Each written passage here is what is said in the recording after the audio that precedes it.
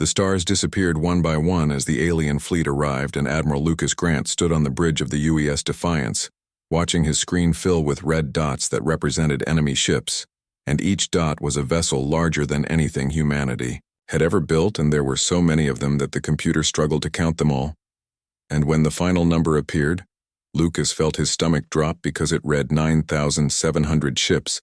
and humanity only had 147 vessels to defend Earth. Lieutenant Amy Rodriguez turned from her station with wide eyes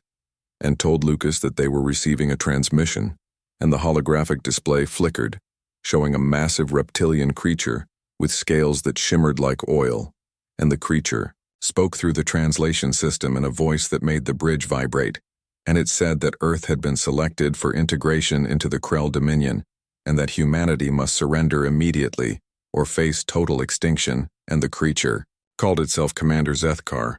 and it looked at Lucas like a human might look at an insect. Lucas straightened his uniform and stepped forward toward the hologram, and every person on the bridge watched him. And he knew that billions of people across Earth were watching this moment, and he knew that his next words would either inspire humanity or doom them, and he took a breath and spoke clearly, telling Commander Zethkar that humanity does not kneel and does not surrender, and that the Krell had made a terrible mistake coming to Earth.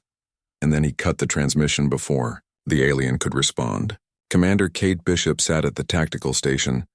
and her fingers moved across the console as she prepared the fleet for battle, and she called out ship positions and weapon statuses, and Lucas listened to her calm, professional voice and felt grateful that he had such a capable officer on his bridge. And Kate looked up at him and asked if he really thought they could win against such overwhelming numbers, and Lucas told her that winning wasn't the point, and that making the Krell pay for every inch of space was what mattered. The Krell didn't wait long before they attacked,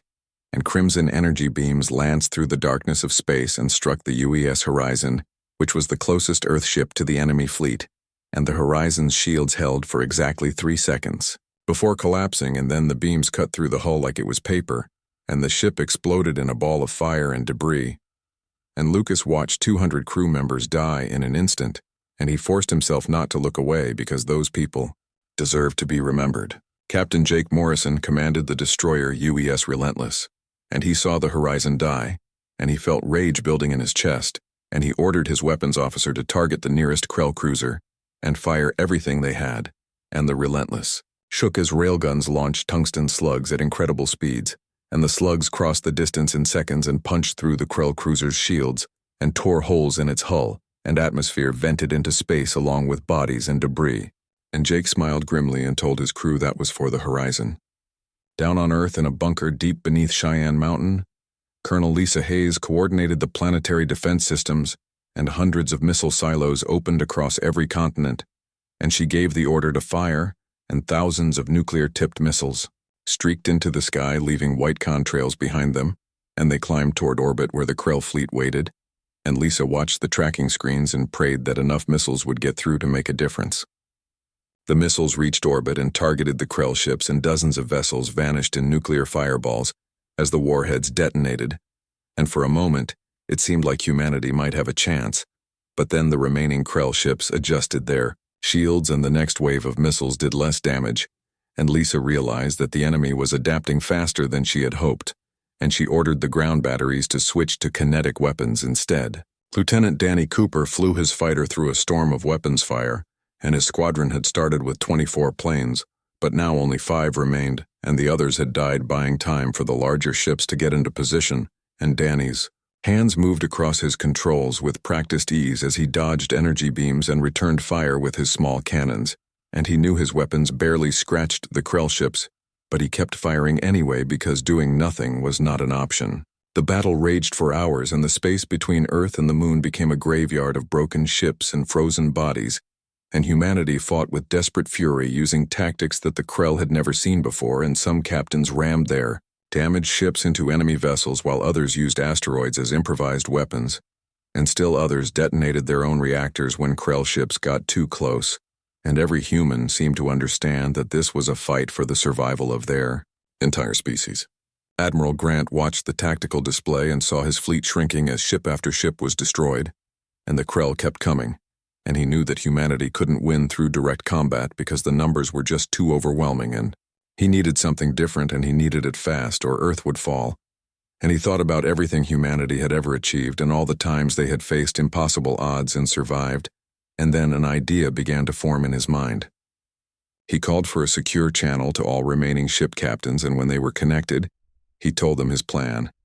and there was silence for a long moment. And then Jake Morrison laughed and said it was the craziest thing he had ever heard, and that he was definitely in, and one by one the other captains agreed, and Kate Bishop looked at Lucas and asked if he was sure about this,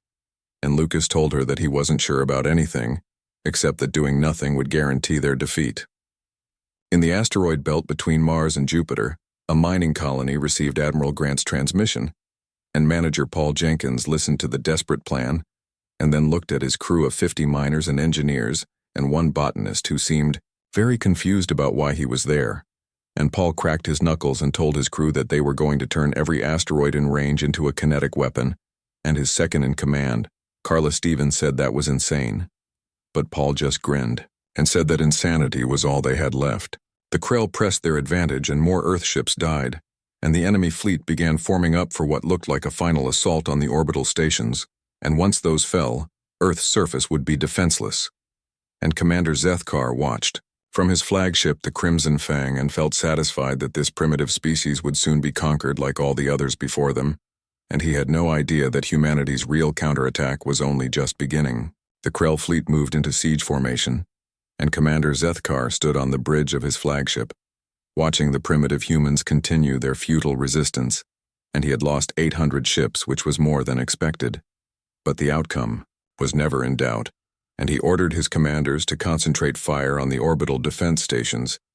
and once those were destroyed, the planet below would be helpless, and he would complete this conquest and restore his reputation. Paul Jenkins worked frantically in the asteroid belt, and his mining crew attached every engine and thruster they could find to the largest asteroids nearby, and they used explosive charges to break apart the bigger rocks and shaped them into crude missiles, and Carla Stevens calculated trajectories while the rest of the crew welded fuel tanks and guidance systems onto each asteroid, and Paul knew they only had one shot at this. And if they missed, the Krell fleet would never give them another chance. Captain Melissa Ford commanded the carrier UES Valiant, and her ship had taken massive damage with half the flight deck open to vacuum, and 300 of her crew were dead. But her launch bays still worked, and she received Admiral Grant's orders and understood what he wanted her to do. And she called her Air Wing commander Ryan Hughes and told him to prepare every remaining fighter for launch. And Ryan asked her if she understood that this was a suicide mission, and Melissa said she understood perfectly. The Valiant began moving forward toward the main Krell battle line, and 32 other ships followed her, and every captain had volunteered for this mission knowing they would not survive, and their job was not to win, but to create chaos and confusion and to herd the Krell fleet into a specific position where Admiral Grant's trap would spring, and Jake Morrison brought the Relentless into formation and checked his weapons one last time and thought about his family back on Earth and hoped they would understand why he did this. On Earth's surface, Dr. Helen Price stood in a military bunker next to a massive experimental weapon that the military called Project Thunderstrike, and she had been working on this directed energy system for 5 years, and it had never been tested at full power, and the weapon drew electricity from the entire eastern seaboard. And when it fired, every city from Maine to Florida would go dark. And Colonel Hayes stood beside her and asked if she was ready, and Helen said she was as ready as she would ever be. The Valiant and her suicide squadron accelerated to maximum speed, and they crashed into the Krell formation like a hammer. And at point-blank range, they unleashed every weapon they had, and nuclear mines detonated in rapid succession. And fighters swarmed around the enemy ships like angry insects, and the Krell fleet scattered, exactly as Admiral Grant had predicted, and Commander Zethkar shouted orders trying to restore formation. But his ships were too panicked and confused. Paul Jenkins watched his countdown timer, and when it reached 0, he triggered the engines on. 27 asteroids and the massive rocks began accelerating toward the Krell fleet, and they moved faster and faster, building up incredible speed, and Paul knew that each asteroid carried the kinetic energy of multiple nuclear weapons. And when they hit the enemy fleet, the result would be devastating, and he held his breath and waited. Lieutenant Danny Cooper led his remaining fighters in a desperate attack on a Krell battleship, and his weapons barely scratched its armor. But he kept firing and dodging, and his squadron mates followed his lead, and they were gnats attacking a elephant. But they kept the battleship's attention focused on them instead of the larger human ships, and Danny saw 2 more of his pilots die, but he couldn't stop to mourn them because stopping meant dying. The asteroids reached the Krell fleet and slammed into the rear formations at thousands of kilometers per second, and ships crumpled like tin cans, and the impacts created clouds of debris that acted like shotgun blasts, tearing through dozens more. Vessels and Commander Zethkar felt his flagship shudder as debris struck its shields, and he turned to see his rear formations disappearing in a cascade of destruction, and for the first time in his military career, he felt something he had never experienced before, and that feeling was fear. Admiral Grant watched the tactical display and saw the Krell fleet trapped between the Valiant suicide attack in front and the asteroid bombardment from behind, and the enemy ships were bunched together trying to avoid both threats, and they were exactly where he needed them, and he opened a channel to Colonel Hayes and gave her a single word, and that word was now. Dr. Helen Price pressed the firing button, and Project Thunderstrike drew power from millions of homes and hospitals and factories, and the energy flowed into the weapons capacitors and then discharged in a single coherent beam that lanced up from Earth's surface, and the beam was brighter than the sun, and it crossed the distance to orbit in less than a second and struck the Crimson Fang directly in its reactor core. Commander Zethkar saw the beam coming and had just enough time to realize what was happening before his flagship exploded, and the reactor detonation was so powerful that it destroyed 6 nearby ships and damaged dozens more, and the Krell fleet reeled from the loss of their command ship, and without orders the formation began to fall apart. Captain Melissa Ford watched from the Valiant's bridge as the Crimson Fang died, and she smiled even though her ship was venting atmosphere and losing power, and she had achieved her mission and given Earth a fighting chance, and she ordered her remaining crew to abandon ship while she stayed at her post, and the Valiant drifted through the battlefield like a wounded animal,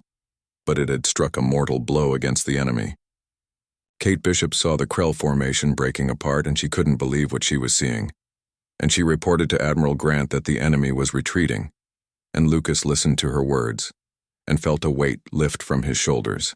and he gave the order for all ships to pursue but to stay coordinated and not to let the enemy regroup. The Krell ships scattered in every direction, and captains who had been confident of victory now fled in panic, and they abandoned damaged vessels and left their wounded behind, and humanity's remaining ships chased them down one by one, and the hunters had become the hunted, and Jake Morrison's Relentless led a squadron after a group of fleeing cruisers, and his railguns spoke again and again, and Krell ships died. Private Nick Adams manned a defense battery on Luna Base, and he watched the enemy fleet running, and he turned to Corporal Steve Walker and asked if this was really happening. And Steve, who had fought in 3 wars, nodded slowly and said that humanity had just done the impossible, and Nick felt tears running down his face because he had never thought he would live to see this moment. Commander Zethkar's second-in-command tried to rally the fleet, but the Krell captains were too frightened and too scattered, and ship after ship jumped to faster than light speed and fled the solar system, and those that remained fought desperate individual battles against human forces who showed them no mercy, and the great Krell armada that had conquered 67 worlds was broken and defeated by a species they had considered primitive. Admiral Grant stood on the bridge of the Defiance and watched the enemy retreat, and he knew the battle was not over, but something fundamental had changed, and humanity had proven that they could not be conquered, and that they would fight to their last breath to defend their home. And he thought about all the people who had died to reach this moment, and he promised himself that their sacrifice would not be forgotten. Paul Jenkins and his mining crew watched the battle from their asteroid colony, and they cheered as Krell ships exploded and fled, and Carla Stevens hugged Paul and told him that his crazy plan had actually worked, and Paul laughed and said he was just as surprised as anyone, and then he sat down because his legs wouldn't hold him anymore, and the exhaustion and fear and relief all hit him at once. The pursuit continued across the solar system, and humanity's forces hunted down every Krell ship they could find, and showed them what happened when you threatened to destroy their world. The Krell retreat turned into a rout, and ships that had maintained perfect military formation now fled in every direction, and each captain made their own decision about survival, and forgot about their duty to the Dominion, and Admiral Grant knew this was humanity's best chance to inflict maximum damage, and he ordered all remaining vessels to pursue and destroy but to stay coordinated, because the Krell still had superior numbers and could turn on them if humanity made a mistake. Jake Morrison pushed the Relentless hard, and his engines burned hot as he led 8 smaller vessels in pursuit of a cluster of Krell ships heading toward the outer system, and his crew was exhausted, but they refused to stop, and Jake's weapons. Officer Lieutenant Chris Patterson worked his console and called out targeting solutions, and the railgun fired 3 times and struck a Krell cruiser's engines, and the enemy ship tumbled and leaked plasma, and the ships behind it scattered and abandoned their wounded comrade. Commander Kate Bishop had taken command of the light cruiser UES Intrepid after its captain died in the initial assault, and she pursued a formation of Krell frigates that tried to hide in Jupiter's radiation belts, and Kate had fought battles in these belts during the Mars Rebellion 30 years ago, and she knew every trick and shortcut, and she maneuvered the Intrepid through the ice rings and came up directly above the enemy formation, with all weapons charged and ready. The engagement lasted only minutes, and when it ended, 6 Krell frigates were floating wrecks, and the Intrepid had more scars added to her already battered hull, and Kate allowed herself a moment of satisfaction before moving to hunt the next target, and her crew worked their stations with grim determination, and nobody spoke about how close they had come to dying because talking about it made it real. On Earth, Colonel Lisa Hayes coordinated the defense of the surface as several damaged Krell ships attempted atmospheric entry, and the aliens thought Earth's gravity well would provide sanctuary, but they were wrong, and mobile armor units deployed across the planet to hunt down any enemy forces that made it to the ground, and Sergeant Tim Russell led his unit through the ruins of Seattle, where a Krell corvette had crashed into the waterfront. The Krell crew had set up a defensive perimeter around their crashed ship, and they were 7 feet tall and heavily armored, and carried plasma weapons that could melt concrete, but Tim's unit knew the terrain and used every building and street as a tactical advantage, and they moved in fire teams and coordinated their attacks, and Private Emma Blake fired a rocket launcher from a 3rd-story window, and the anti-armor round struck a Krell warrior center mass and dropped it where it stood. The urban battle was brutal in close quarters, and humanity lost soldiers, but the Krell were fighting on unfamiliar ground, and every corner could hide an ambush and every window could hide a sniper, and by the end of the day the alien ground forces were eliminated, but Seattle was in ruins, and similar battles were fought in a dozen cities across the globe, and the cost in civilian lives was terrible. Lieutenant Danny Cooper and his fighter squadron hunted Krell scout ships that were trying to escape and report back to the Dominion, and these scouts were the fastest vessels in the enemy fleet, and catching them required perfect flying and nerves of steel. And Danny pushed his fighter to its limits as he chased a scout past Mars orbit, and his wingman Lieutenant Sophie Grant, who was Admiral Grant's daughter, followed close behind. Sophie lined up her shot and fired a missile at maximum range, and the weapon streaked through space and struck the scout's engine, and the Krell ship tumbled out of control, and its faster-than-light drive went offline, and Sophie reported the kill, and tried to keep the exhaustion from her voice because she had been flying combat missions for 20 hours straight, and her body screamed for rest,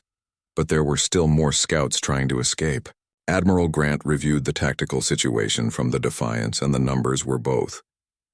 encouraging and terrifying, and in 3 days of running battles humanity had destroyed another 2,400 Krell vessels, but the cost was devastating, and his fleet was down to 17 operational ships, and those were held together with emergency repairs and prayers and spare parts that didn't quite fit. Dr. Nathan Cross, who served as the science officer, called Admiral Grant over to his station and showed him long-range sensor data, and Lucas felt his heart sink as he saw a new Krell formation entering the system, and there were 600 fresh ships, and these were reinforcements coming to finish what the first wave had started. And Lucas knew humanity had nothing left to fight with. The remaining human ships were scattered across the solar system, and crews were running on stimulants and adrenaline, and Earth's orbital defenses were shattered, and the ground forces were exhausted. And Lucas asked Nathan how long until the reinforcement fleet arrived, and Nathan said 8 hours, and Lucas nodded and made his decision and ordered all ships to return to Earth orbit and prepare for a final stand. Paul Jenkins received the recall order in the asteroid belt, and he looked at Carla Stevens and saw the despair in her eyes, and he felt it too, because they had fought so hard and sacrificed so much, and now another fleet was coming, and there was nothing left to stop them, and Paul told his crew to prepare to evacuate, but most of them just shook their heads because where would they go, and Earth was their home. Lieutenant Amy Rodriguez monitored all communication channels from her station on the Defiance, and she picked up a strange transmission from the remnants of the original Krell fleet, and the transmission was coming from a damaged destroyer limping through the asteroid belt, and Amy's hands shook as she translated the message, and then she turned to Admiral Grant and told him something impossible, and she said the Krell were asking to surrender. Lucas stared at Amy and asked her to repeat what she just said, and she told him again that a Krell ship was requesting terms of surrender and offering information in exchange for their lives. And Lucas didn't know what to think, because in 300 years of Krell conquest no enemy had ever surrendered to their victims, and this changed everything. The transmission came from Sub-Commander Vekthar of the Krell warship Broken Talon, and his voice came through the translator, and he sounded afraid, and he said his crew wanted to avoid destruction and would provide tactical information about the reinforcement fleet and testimony about the Dominion's structure and weaknesses, and Lucas asked why he should trust anything a Krell said. Vekthar explained that humanity had accomplished what no other species had done in 300 years, and had broken the myth of Krell invincibility. And word was spreading through the reinforcement fleet, and some ships were questioning orders, and others were plotting to defect, and Earth's victory had started something that could not be stopped, and the cracks in the Dominion were becoming visible. Kate Bishop warned Admiral Grant that this could be a trap, and Lucas agreed it could be. But humanity was down to 17 ships and a prayer, and if there was even a small chance this intelligence was useful, they needed it, and he told Vekthar his terms and demanded all tactical data transmitted immediately, and said the Krell crew would be taken into custody under armed guard, and if they were lying, they would be the first to die when the reinforcement fleet arrived. The data poured in, and it was extensive and detailed and showed ship positions and command structure and weapon capabilities, and most importantly, it revealed the internal politics of the Krell Dominion, and Dr. Helen Price came up from Earth to analyze the data with Nathan Cross, and what they discovered changed the entire nature of the war. Helen reported to Admiral Grant that the reinforcement fleet was not coming to conquer Earth, but to save face, because if word got back to the Dominion that they lost 9,700 ships to a single primitive world, it could trigger rebellions across a dozen conquered systems, and this was no longer about Earth but about preventing the collapse of their empire. Lucas realized that humanity now had leverage they never expected, and Jake Morrison, who was listening to the briefing from the Relentless,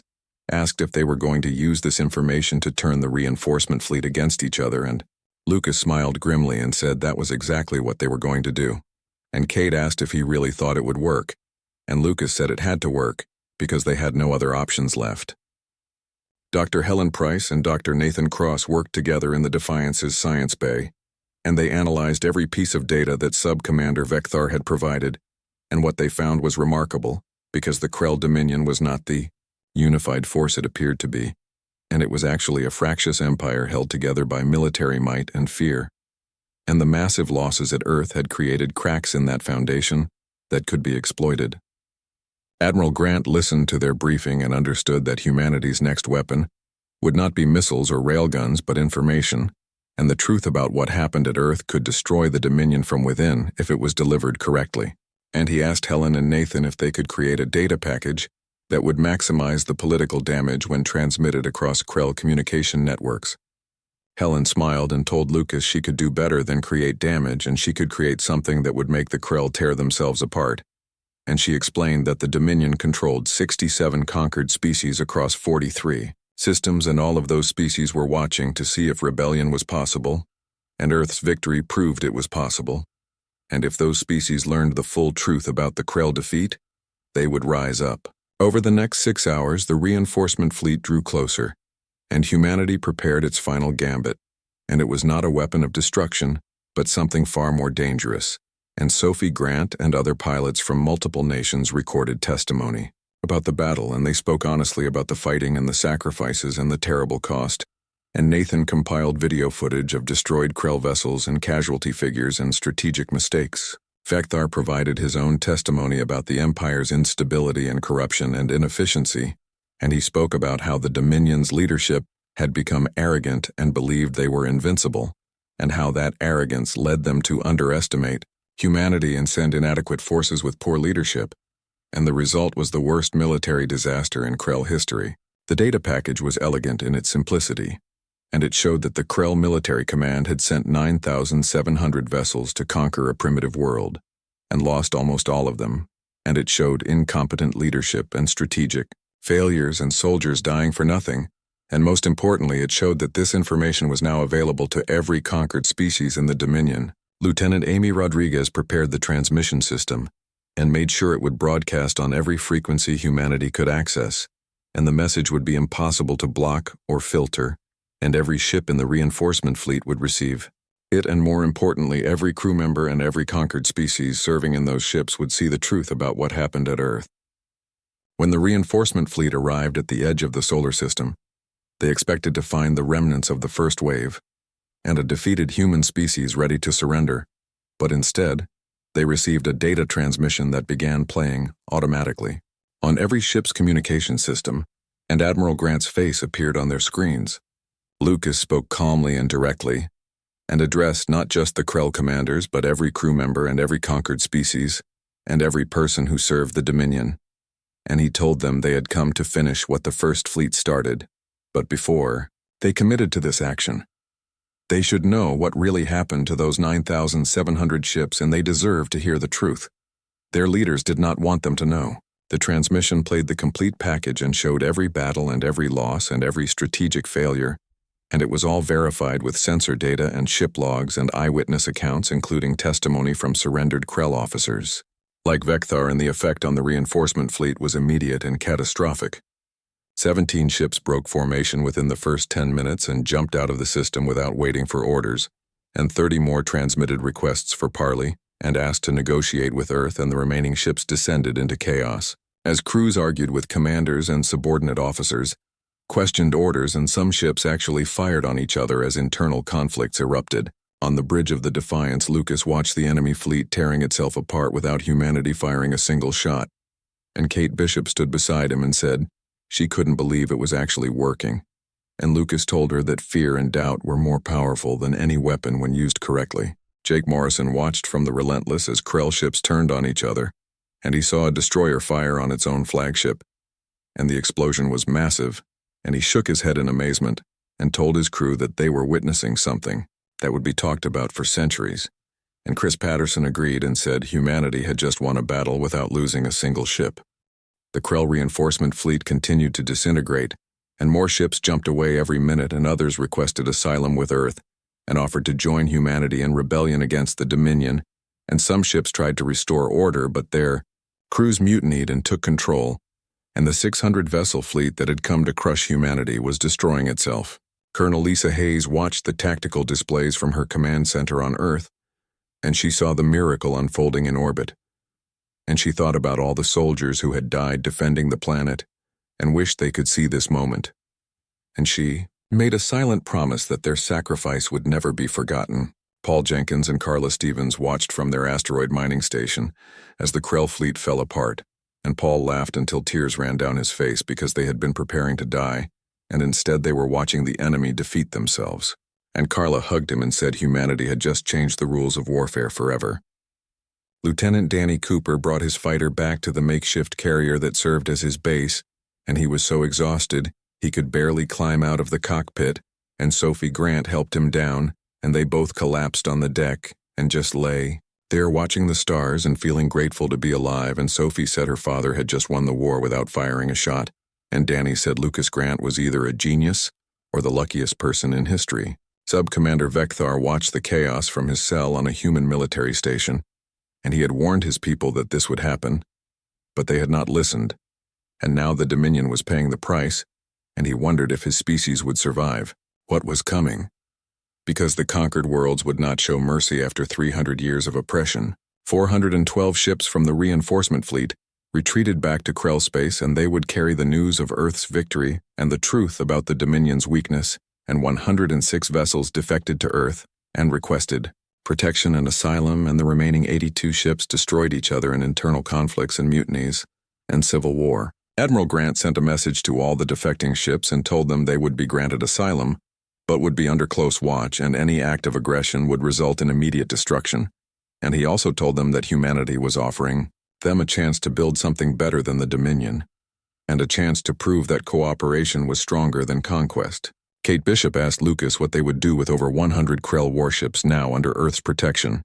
and Lucas said they would use them to help rebuild and to defend against any future Krell attacks, and maybe to help other species who wanted to break free from the Dominion, and Kate said that sounded like humanity was about to start a galactic revolution. Lucas looked out at the stars and thought about how much had changed in just a few weeks,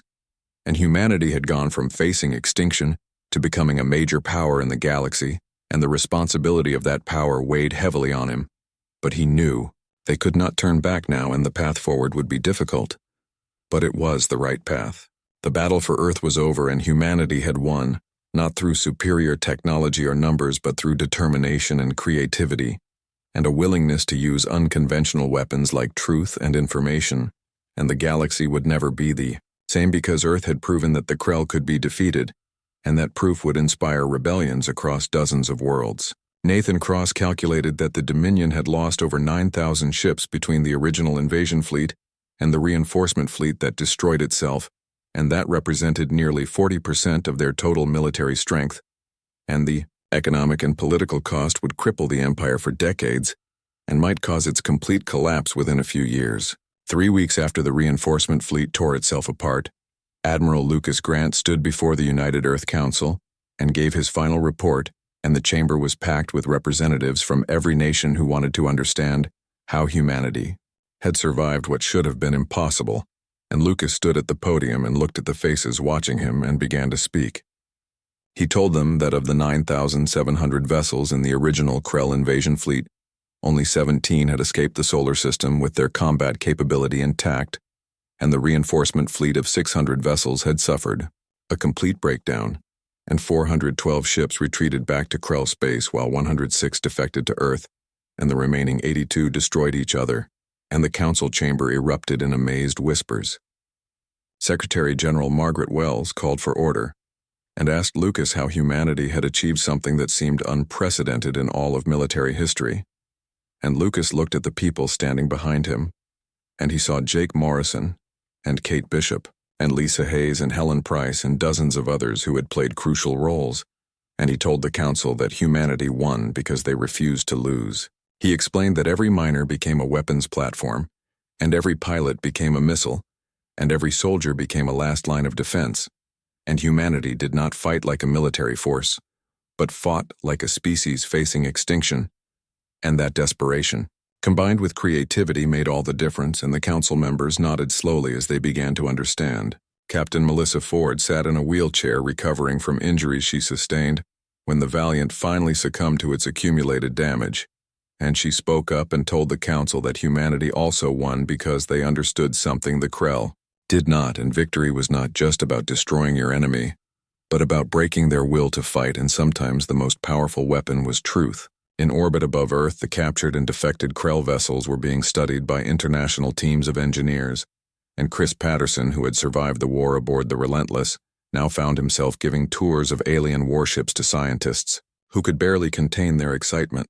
and he showed them the reactor systems and weapons arrays and explained how they worked. Nathan cross-examined the technology alongside Chris and observed that Krell equipment was not dramatically more advanced than human technology, and maybe 50 years ahead in some areas, but nothing revolutionary, and they just had more ships and more resources, and Chris agreed and said that in 50 years or maybe less humanity would match them, and the Krell knew it, and that was why they were so afraid. Down on Earth, reconstruction had begun, and cities like Seattle and Mumbai and Sao Paulo were being rebuilt, with help from both human and defected Krell engineers, and Tim Russell found himself working alongside a Krell engineer named Corval, and teaching the alien about human construction techniques and the cultural significance of certain architectural styles. Corval observed that humans built with inefficiency and wasted resources on aesthetics, but admitted there was an elegance to it and a consideration for beauty that his people had abandoned centuries ago. And Tim handed the Krell a welding torch and said maybe that was why the Krell lost, because they forgot they were not just fighting for territory, but for a way of life worth defending. Lieutenant Danny Cooper and Sophie Grant had been grounded for mandatory rest and psychiatric evaluation because they had flown combat missions for days without proper sleep, and now they sat in debriefing rooms trying to explain to therapists how they felt about the war. And Danny admitted he did not feel good about killing thousands of beings but would do it again if necessary, because the alternative was extinction. Sophie was more direct in her session and told her therapist that her father always said the job of a soldier was not to die for their country, but to make the enemy die for theirs. And humanity did their job, and the Krell failed at theirs. And she felt no guilt about that. And the therapist made notes and said Sophie would need more sessions. Sub-Commander Vecthar provided detailed testimony to the Earth Council about the Krell Dominion's internal structure, and he explained that the Empire controlled 43 systems with 67 conquered species, and each system was held through military occupation and fear. But Earth's victory had shown those species that resistance was possible, and rebellions had already begun on 7 worlds. Admiral Grant listened to Vecthar's testimony and felt conflicted, because humanity had not fought this war to start a galactic revolution, but had started one anyway, and Vecthar said the Dominion could not survive this crisis and would collapse within 5 or 10 years, and the question was what would come after. And Lucas had no answer for that question. He walked through the memorial being constructed in Geneva, and thousands of names were being etched into black granite, representing those who died defending Earth. And Lucas stopped at certain names and remembered faces and voices, and he thought about the crew of the Horizon who died in the first minutes and the pilots of the fighter wings who were wiped out in the opening battles and the civilians who died when Krell ships crashed into their cities. Kate Bishop found him standing in the rain that had begun to fall, and she told him they had saved the species but lost so many people. And Lucas said he knew, and every day he wondered if his decisions were right and if there was a better way, and Kate said firmly there was no better way and they did what they had to do and now they had to live with it. 6 months after the invasion, Earth launched its first deep space exploration mission, and it was not a military vessel but a diplomatic ship crewed by humans and defected Krell working together, and their mission was to make contact with other species and offer an alternative to the Dominion's rule. And Amy Rodriguez commanded the vessel, now promoted to captain. On the day of the launch, Lucas stood at the ceremony and watched the ship disappear into the stars, and he had been promoted to fleet admiral and given command of Earth's expanded defense forces, and he allowed himself to hope that maybe something good could come from all the death and suffering. Humanity had survived, and more than that had proven something fundamental about their species, and they could be pushed to the brink of extinction and still find a way to prevail through determination and creativity and refusal to accept defeat. And the Krell had sent 9,700 vessels to conquer Earth, and only 17 returned to Krell space. Those 17 survivors carried a warning that would reshape the galaxy, and the warning was simple and clear. And it said that humans do not surrender and humans do not break.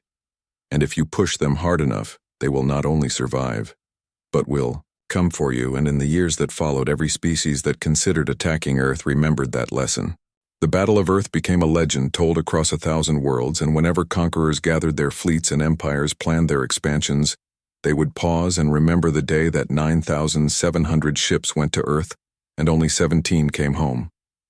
In a bar near the rebuilt Seattle waterfront, a group of veterans gathered, and Jake Morrison and Tim Russell and Emma Blake and Danny Cooper and others who survived the war raised their glasses, and Jake proposed a toast to absent friends, and Emma added to Earth, and Danny finished by saying to humanity who were stubborn to the last, and they drank. Outside, the stars shone bright and clear and no longer darkened by an invasion fleet, and Earth had survived and humanity endured,